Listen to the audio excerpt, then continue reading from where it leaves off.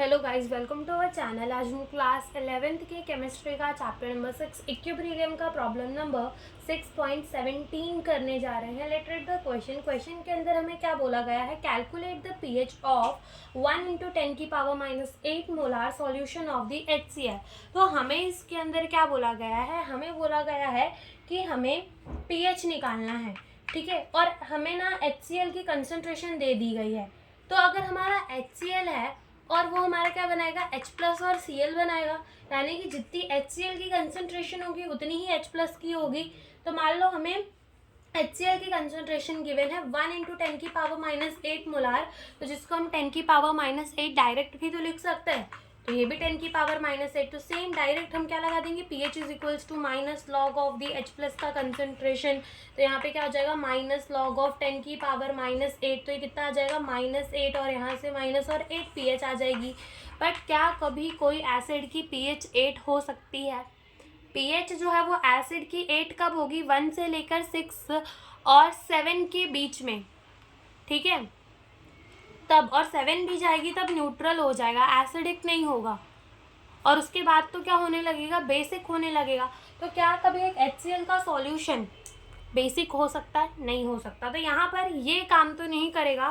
और लेकिन क्वेश्चन थोड़ा अच्छे से रीड करो तो उसके अंदर क्या लिखा गया है कि सॉल्यूशन ऑफ द HCl, यानी कि पानी के अंदर डालकर सॉल्यूशन बनाया गया है HCl का।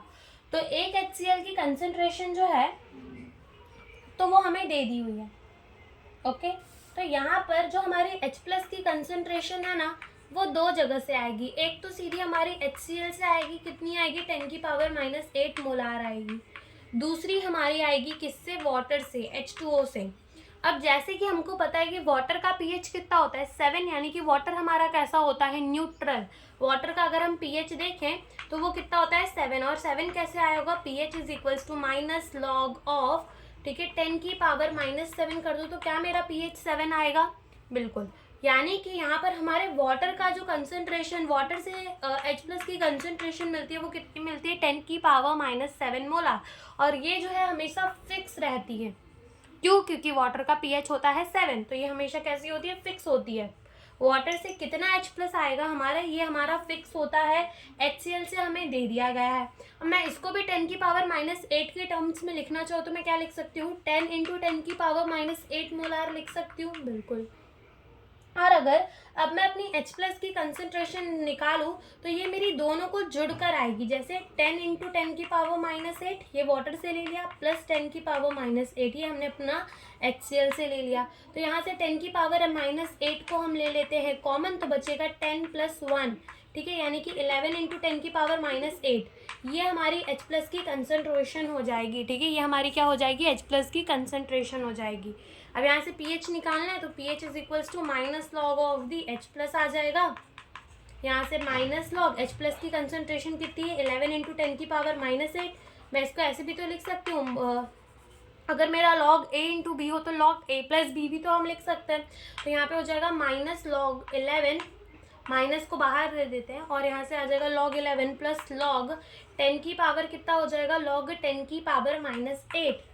और अगर हमारा log A की पावर B हो तो हम B को आगे ले लेते हैं, B × log A कर देते हैं। यहाँ पर कैसे हो जाएगा, log 11, ठीक है, और यहाँ पर आ जाएगा प्लस, यहाँ आ जाएगा 10 की पावर -8 आगे आ जाएगा, × log ऑफ 10 आ जाएगा। तो यहाँ से log ऑफ 10 तो क्या रह जाएगा, 10 का log कितना होता है, 1, ठीक है। 10 का log कितना रह जाएगा, 1। तो यहाँ पर 10 की पावर -8 ही बचेगा, तो खाली log 11 ये हम निकाल लेते हैं। तो ये हम लॉग टेबल से भी निकाल सकते हैं और कैलकुलेटर से भी। तो कैलकुलेटर से कैसे निकाल सकते हैं, देखो सबसे पहले कैलकुलेटर में लिख लो 11, फिर क्या कर दो 13 टाइम रूट, 1 2 3 4 5 6 7 8 9 10 11 12 एंड 13 कर दो -1 एंड मल्टीप्लाई बाय 3 5 5 8। तो ये हमारा लॉग आ गया 11 का कितना, 1.04। तो लिख दो यहाँ पर 1.04, और प्लस माइनस -8 हो जाएगा। तो जब हम 1.04 में से 8 निकालेंगे तो जो हमारा आंसर आएगा वो कितना आएगा, -6.9 आएगा। और माइनस माइनस क्या हो जाएगा, प्लस, यानी कि जो हमारा pH है वो कितना आ जाएगा, ओ सॉरी माइनस माइनस तो प्लस हो जाएगा, तो 6.958 आएगा, जिसको हम राउंड ऑफ करके 6 भी लिख सकते हैं। तो ये हमारा क्या आ जाएगा, pH आ जाएगा HCl के सॉल्यूशन का, जो कि हमें इस क्वेश्चन के अंदर पूछा था। NCERT में ये वाला जो सॉल्यूशन है वो बहुत तो ऐसा नहीं कह सकते, यानी कि थोड़ा कॉम्प्लेक्स करके दे रखा है, लेकिन ऐसे भी इसका आंसर निकाल सकते हैं। तो ये हमारा आ चुका है, pH कितना होगा 6.96। ठीक है, ये हमारा क्या होगा pH किसका, HCl के सॉल्यूशन का। तो यही हमसे इस क्वेश्चन के अंदर पूछा था। Thank you for watching the video.